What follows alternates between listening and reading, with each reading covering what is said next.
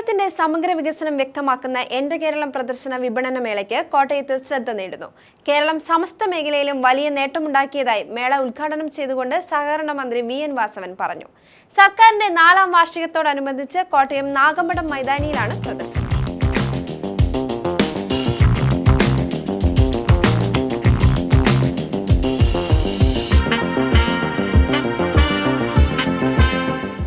ഉദ്ദേശിക്കുന്നത് നമ്മളെ വിമുക്തി എന്ന് പറഞ്ഞ കേരള എക്സൈസ് ഡിപ്പാർട്ട്മെൻറ്റിൻ്റെ വിമുക്തി എന്ന് പറഞ്ഞ ഒരു പ്രോഗ്രാം ഉണ്ട്. അതിൻ്റെ ഭാഗമായിട്ടാണ് ഈ സ്റ്റാളിൽ കൊടുത്തിരിക്കുന്ന സാധനങ്ങളൊക്കെ ഡി അഡിക്ഷൻ അല്ലെങ്കിൽ ലഹരിയിൽ നിന്ന് ജനങ്ങളെ പിന്തിരിപ്പിക്കുന്ന രീതിയിലുള്ള ഒരുപാട് കാര്യങ്ങളാണ്. അതുപോലെ തന്നെ കുറേ ഡിസ്പ്ലേസ് ഉണ്ട്.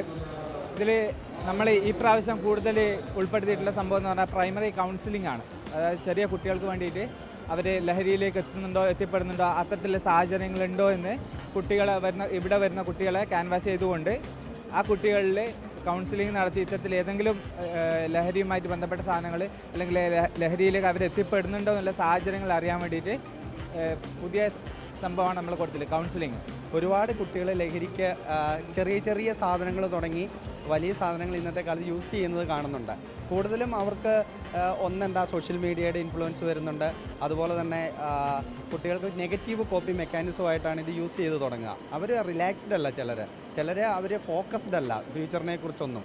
അങ്ങനെ വരുമ്പോഴത്തേന് ഇന്ന് ഒരു ഇമ്പോർട്ടൻ്റ് ആയിട്ടുള്ളൊരു സാധനം ആയതുകൊണ്ടാണ് ഇതുപോലെ ഒരു സ്റ്റാളിൽ ഇങ്ങനെ ഒരു കൗൺസിലിംഗ് വിങ് നമ്മൾ സ്റ്റാർട്ട് ചെയ്തിരിക്കുന്നത്.